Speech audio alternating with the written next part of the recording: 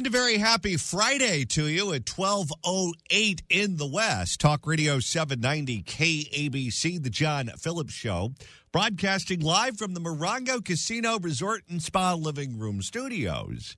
Mr. Randy Wanks at the sports desk across the glass. John, in Maine, President Joe Biden is doing yet another one of his Bidenomics speeches, but after seeing what happened to Dianne Feinstein and Mitch McConnell this week, he is trying extra hard to make sure he's not the third part of the conversation on senility in politics, so he's being real careful on the stage. And wages are up after being adjusted for inflation. When I came to office, I was determined to end the trickle-down economy. Excuse me, this little stand is out. Well, I'll make sure I don't trip over it. Maybe I stand on, make myself 3 inches taller. How much crap do you think his advisors and staff gave him for tripping over that sandbag? Constant. I believe when he's getting ready to go for a speech, all the advisors are telling him it's not about the policy, it's not about roaring up the crowd. Do not trip over anything. Constantly look ahead of you. Look before you walk. Look up and down. Make sure you don't fall. When Al Gore debated George W. Bush for the first time in the 2000 election, I don't know if you remember that first debate, Randy, but that was the debate where Al Gore spent the entire time rolling his eyes, giving these jobs, stomping his feet, and generally acting obnoxious. And they roasted him on SNL, and they roasted him on all the late-night shows. And his staff sat him down, and they forced him to watch all the late-night monologues, all the SNL impersonations of him, all the radio personalities mocking him, so that he wouldn't do it again the second time. And the second time he came out, he looked like he took an Ambien before the debate. He was so scared. He was so scared that he was going to do something obnoxious that he just didn't react to anything at all, and he looked like he got shot with a tranquilizer gun. I wonder if Biden's staff did the same thing to him, where they show him the videos of him tripping up the stairs. They show him the videos of him falling over the sandbags. They show him the clips of people making fun of him and mocking him for falling repeatedly on cable news. And now that's the only thing he can think about when he's on stage. Listen, Mr. President, there's a lot we can do to manage your reputation. We can go out there and fight the battles on policy, but there's not a lot to defend when you keep falling up the stairs. How many of these elected officials have fallen down recently? He's fallen down like 100 times. And then you have Mitch McConnell taking a face plant, getting off an airplane. And didn't tell anybody about it. Apparently had 3 big falls just in the last few weeks. Didn't mention anything about it. Gee, I wonder it would seem like he had a stroke in the middle of a conversation the other day. Maybe that's why Dianne Feinstein's in the wheelchair. It limits your opportunities to fall if you're sitting down. You can still fall if you're sitting down. Just ask Joy Behar from The View. Remember that one? They were walking out on the set. Oh, yeah. She thought it was a swivel chair. It wasn't. And her ass hit that seat like grease lightning, and she just flew right off. 800-222-KABC is the telephone number, 1-800-222-5222. Well, here in the state of California, there are a number of district attorneys who are making us less safe. George Gascon here in Los Angeles is one of the first ones to come to mind. We got some wobbly knees allies. And then we have that crazy-eyed nut up in Alameda County who's making some headlines too. Quite frankly. Pamela Price. But they're not the only ones who are ruining our state by giving everything to criminals. So is Gavin Newsom. So are his judges. So are his parole boards. And so was the man who served in that office before him, Jerry Brown. There we go. Hi, Jerry. Is he going to be the next politician to fall? He is the one that gave the world Proposition 109. AB109. AB109, excuse me. AB109 was California's answer to prison overcrowding. The courts came after us because they said we had too many people in our prisons and not enough space for them to keep them safe and adequately, I guess, taken care of. And because of that, he decided to come up with a formula as to how to reduce the prison population and find compliance with the courts. So AB 109, in his mind, was the silver bullet. The problem is, in reality, what AB 109 does is it just opens up the gates at the prisons and lets all the a-holes out. Yeah, you took a whole bunch of different classes of felonies, people serving prison time, and saying those can get kicked down to the jails. And then when the jails are overcrowded, they have no choice. They have to let everybody out that they can. Right. And the jails, by the way, have become truly violent places. Jails are different than prisons. Prisons are for people who are sentenced to 1 year or more. So generally speaking, that's where the hardcore bad dudes go. Jails house you for less than a year. So that's essentially for people who commit low-level crimes, the businessman who gets the DUI, the accused that's awaiting trial, whatever the case may be. They're not supposed to be Lord of the Flies. But because you're taking violent people who belong in state prisons that are built to house people who have a lot of antisocial behavior, and you're taking those people and you're putting them with the businessmen who have the DUI and the low-level offenders and the people who are awaiting trial, you've now turned that into a zombie movie. And what do you know? What's happening now? You have federal judges saying that the conditions at places like Men's Central Jail are atrocious and we need to close it. Thanks, Jerry Brown. So even in counties that have sane DAs, the crime is off the charts because the courts won't keep anyone in prison. And Randy, we're going to open up the KABC Crime Blotter with a perfect example. If the cashier is dummy. Questions? Go forward! I love that one. And Randy, this version takes us to Riverside County. There is a man known as the snake burglar. The snake burglar, because I guess he crawls under the floor to get past the security cameras, was arrested for over 50 felony burglaries, has been breaking into every business he can get into in Riverside County. Guy goes ahead and pleads guilty, admits, yes, I'm the snake burglar, I'm the crook. And because of AB 109 and Prop 47, the guilty convicted felon serves 0 prison time. Which means he's going to rob your house next. For more, here is Fox 11. Well, thanks to California laws, the snake burglar will not be doing time. His victims tonight are feeling betrayed, and they say they got no justice. How far in this thing do you think it's going to be before we get a snake pun? I'm not sure what we're going to get first. If it's going to be a snake pun or it's going to be something that's going to end up on the wall. You're watching a career criminal in action. Christopher Michael Jackson, better known as the snake burglar, has slithered into numerous businesses. Ding, ding, ding, ding, ding, ding, ding. I guess they had to do it. You're watching a career criminal in action. Christopher Michael Jackson, better known as the snake burglar, has slithered into numerous businesses in Riverside County. Police say he's responsible for over 70 commercial burglaries. Jackson has been arrested before. This time around, he pled guilty to 54 felony burglaries. 70 burglaries before he gets caught, and this was after he already had a little dance with the criminal justice system.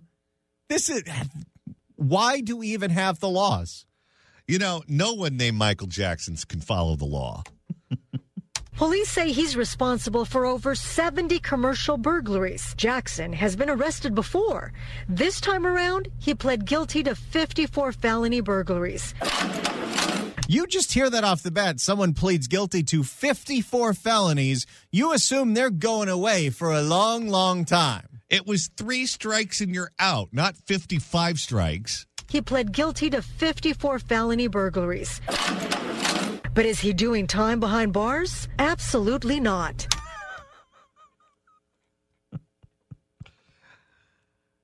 We can't even have the phony rehabilitation courses in prison. Because, even if he did go to prison, the minute you let him out, he'd go back to robbing people. This is what this guy does. 54 times? The realities. Well, 70 times. They could prove it on 54 and got him to plead guilty to it. And those are the ones we know about. The realities of the laws of this state do not allow for nonviolent criminals to go to jail. They just don't. Brian Perone. It doesn't matter how many businesses and lives and livelihoods this guy has ruined because he didn't shoot anybody when he stole their stuff. It's not a serious crime. He doesn't need to go to prison. And just because it's a quote-unquote nonviolent offense doesn't mean that his behavior couldn't escalate to violence. Because if this guy is robbing your house and you've got a gun and you hear an intruder in your home and you end up shooting him, you know what's going to happen. The news is going to run with pictures of this guy in his graduation cap and gown. We're going to hear about what a pillar of the community he was, and you're the one that's going to be charged with a crime. Brian Perone is the owner of Delia's Grinders in Riverside. He's been a victim of the snake burglar. He didn't even break a window. He just took one of those windows out and then just like an army crawl, crawling through there to just not hit your motion sensors. He got $1,600 and a tablet and sweatshirt. On Thursday, he stole a sweatshirt. Was it cold? We're going through a heat wave. On Thursday, Perone went to court to give a victim statement that consisted mostly of questions. What's going to stop him from escalating things, breaking into somebody's house and hurting somebody like my wife or my 11-year-old daughter? I asked flat out, who's responsible for this? The Riverside District Attorney blames Proposition 47 and AB109. It's the 1-2 punch. And if you throw 57 into the mix, then you really got something cooking. On the DA's website. Well, he wouldn't be eligible for 57 because he's not even serving any prison time. So there's no way he could get out early from prison because he's not even going to prison. That's true. On the DA's website, it states, despite the quantity of convictions, Jackson was not eligible for any prison time because of the nonviolent nature of the crimes. What the actual hell? And he's one of the good ones, by the way. DA can't do anything. Got him to plead guilty. Didn't even have to go through the mess of a trial. But because of the state laws, which AB 109 wasn't even something the people voted on, we have nothing but ourselves to blame on Prop 47 and 57. AB 109 is something Jerry Brown shoved down our throats. Did you see that another insurance company is pulling out of California, but this time for commercial businesses because of situations exactly like this, where your business is now going to be uninsurable because crime is so out of control and we refuse to do anything about it? The only thing you can do in this situation is invest in glass companies. Jackson was not eligible for any prison time because of the nonviolent nature of the crimes. For victims like Brian Perone, these California laws are ridiculous. You have no doubt he'll be back at it again. Tomorrow is my guess, within a week.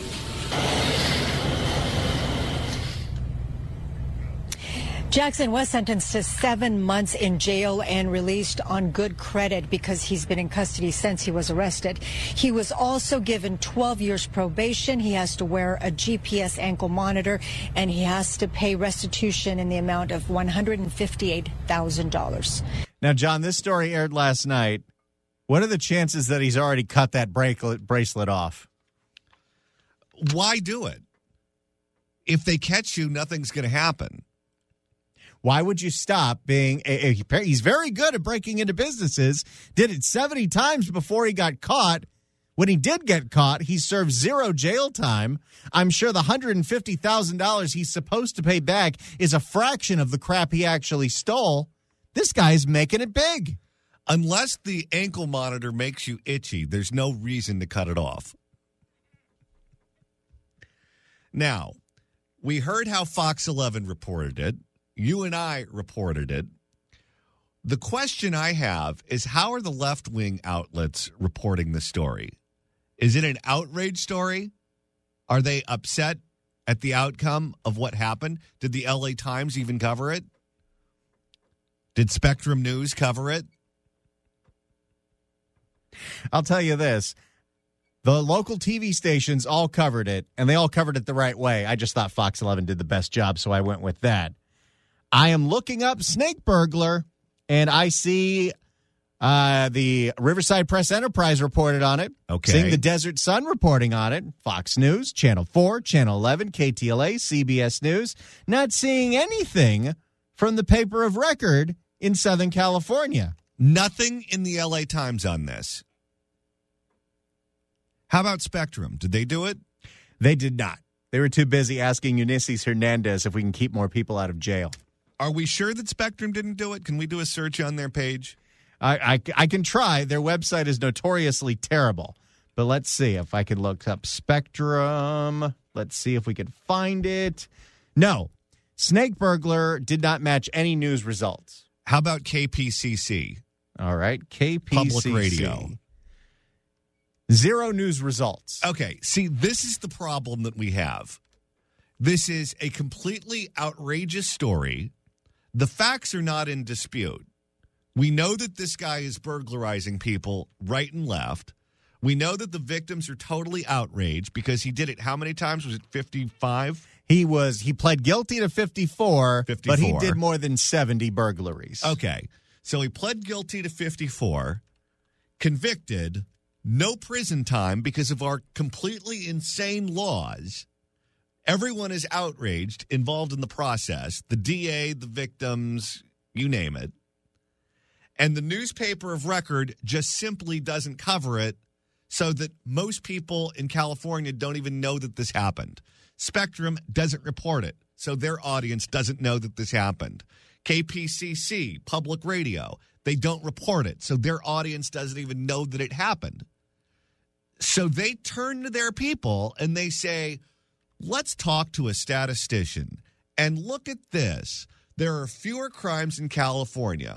So all the hysterics that you're hearing on talk radio and local television, they're just playing on your emotions. They're playing on your fears. But if you look at the actual statistics, crime is going down. That's what they're telling their people. And then if you don't report on the crime, then they're not aware of what's going on around them unless they personally are the victim. And this is part of the reason why the people of California don't vote these morons out of office. Because if you read the LA Times, and that's where you get your news, or you listen to KPCC or Spectrum, you don't even know that this happened. You are ignorant about the surroundings of the state that you live in. And you think that you're smart, and you think that you're intellectual, and you think that you understand the stats better than the dummies who listen to other stations, but you're not. Your head is in the sand. You are completely oblivious. It's just shocking to me that you can run a newsroom for the newspaper of record in the city and not report this. How do you not report this? Especially with a name like Snake Burglar. That is glue. That is clickbait right there. You know, John Walsh would be out of business if America's Most Wanted was still on, because what's the point of even catching these people? In California, we have 0 consequences for a whole bunch of different qualities of crime. Is it any wonder that you see property crime going up through the roof? And property crime, like you said, it graduates to violent crime. That's why earlier in the year in Oakland, what did we see? A lot of burglaries, then armed robberies. Now what are we seeing? Carjackings. If you want to email the show, you can do so at johnnydon'tlikeshow@gmail.com. That's johnnydon'tlikeshow@gmail.com. And if you missed the show earlier in the week where we played the sound of Brett, who is the communications officer for the fake doctor, where he was being deposed on the First Amendment censorship that his office was engaged in when they tried to bring the mask mandate back on social media. You can go ahead and do that fairly easily, Randy. That's right. Go to KABC.com, click on podcasts, or go to the Apple Podcast app, iHeart, Spotify, search for The John Phillips Show, hit subscribe. Now you can search for The John Phillips Show on YouTube as well. You're going to want to go to the 1 o'clock hour on Wednesday where we had John Kupal on. The second half of that hour is where we found the sound of the fake doctor's media lackey being deposed. Yeah. In the meantime, let's focus on George Gascon's sister from another mister, Pamela Price. Quite frankly. Pamela Price is stirred up quite a bit of trouble in her 6 months in office in Alameda County since she got elected DA back in November of 2022. She is going right out of the Gascon playbook. She does not want to charge people with crimes. She believes that they are the real victims. She also believes her office has no impact on crime whatsoever, despite the fact that violent crime is up 25% year over year, which tells you that there is a direct correlation between who is in the DA's office and what kind of crimes get committed. And the crime in Oakland is not just where you would expect the crime in Oakland to be, which would be in the shopping areas, certainly around public transportation, and in the tenements. Now the crime is all over the city of Oakland, including in the high rent areas like the Hills. When you're seeing a spike in carjackings in the nice areas of Oakland, you know you have a problem. So there was a community meeting last night, a community meeting that Pamela Price's office sent out an email blast to try to get all of their supporters to join because they knew it was going to be packed with people that want to recall her. And I'm not kidding you. There was a line out the door past capacity to get into this meeting. People wanted to give Pamela Price a piece of their mind, and they came away with it completely unsatisfied that she was going to change course on anything. It was the hottest ticket in town. Actually, that was Taylor Swift. It certainly wasn't the A's. For more and a little recap of what happened last night, here is KGO. There must be consequences. It's unreal that there are no consequences for these children. They're real pissed off about this group of teenagers who have been robbing people left and right. And they finally got arrested after months and months and months of 30 armed robberies. And Pamela Price said, we can't charge them. We don't have any evidence. They're babies. There must be consequences. It's unreal that there are no consequences for these children. Emotions were running high at a public safety meeting Thursday in Oakland. You don't know what the pain and what we have been through. The meeting, which was I love this. Those sound like two women who've been the victims of crime. Who did they vote for, though? Take a guess. The meeting. I don't know if the sound of it is in this piece, but there was one woman who stood up and said, I voted for you in November, and now I've been carjacked. Good. The meeting, which was attended by Alameda County District Attorney Pamela Price and representatives from the Oakland Police Department, was over capacity. There was even a line out the door, and so many people trying to log on through Zoom, the app maxed out. That's right. The live feed crashed. You see, she needs to get the fake doctor's communications team so that way you can limit everyone's ability to weigh in. Next slide. The issue on everyone's mind, rising crime. And started beating on us, beat us to the ground, grabbed my friend's long gray hair, and pulled her across the sidewalk. Barbara Hoffer was one of those in attendance. The 74-year-old came to talk about her experience getting assaulted and robbed in the city's Temescal neighborhood. And we've been seeing this all the way back to Barbara Boxer, where grandmas are the ones getting assaulted and robbed on the streets in Oakland. Now, typically, when you go to these meetings, you have to state your name and you have to state where you live in town. What they should force them to do is state their name, state their neighborhood, and state who they voted for DA. And if they voted for Pamela Price and they got carjacked or they got beat up or they got robbed, then everyone can mock them. Barbara Hoffer was one of those in attendance. The 74-year-old came to talk about her experience getting assaulted and robbed in the city's Temescal neighborhood. And Barbara wasn't alone. I was pulled out of my car at gunpoint. This is the woman. This is the woman that started with saying, I voted for you. I was pulled out of my car at gunpoint. While seemingly everyone in this meeting had something to say, one of the main concerns among those in attendance was what to do with juveniles who commit crimes. All counties across the state have been asked to decriminalize young people. And so our county has adopted that as a policy. Statistics. That's our babies. We can't criminalize criminal kids. This is what they do. When you hear babies, you think of kindergartners, right? You think of preschoolers. You think of people in strollers. No. When they say babies, they're talking about 17-year-olds with facial hair who have been in and out of the court system since they were 9. Statistics from OPD show that from the week ending July 23rd, crime is up 26% in Oakland year over year. I wonder what changed.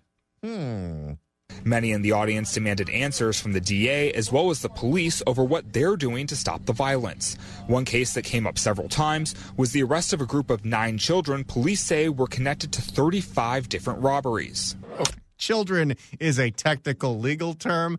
They were rowdy-ass teenagers robbing everyone left and right with impunity because they knew nothing was going to happen to them. No.